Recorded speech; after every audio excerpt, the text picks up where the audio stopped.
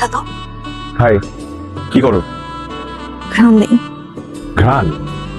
কিসের ঘ্রাণ?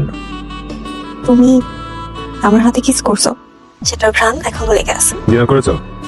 না, কেন? ভাত খেলে হাতে তরকারি ঘ্রাণ লেগে যাবে, আর আমি চাই না তোমার ঘ্রাণ মুছে যাক। আমি তোমার সাহস, তুমি আমাদের বাড়িতে আসছো? খান বাড়ির মেয়ের প্রেমে পড়েছে, এর থেকে বড় সাহস আর কি হতে পারে?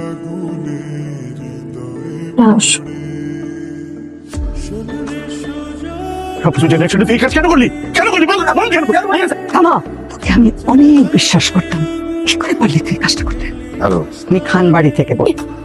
তুমি আমার ছেলে, তোমাকে নিয়ে আমার কত গর্ব ছিল, তুমি এটা কি করলে? অস্ট্রেলিয়াতে ছিলে, সেটাই ভালো ছিল।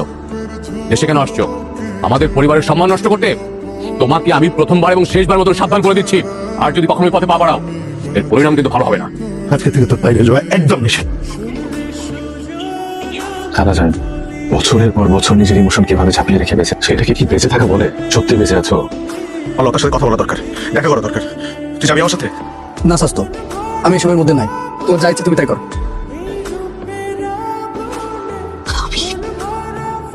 কতদিন পর তোমাকে দেখলাম। তার বাচ্চা, আবার আইছস?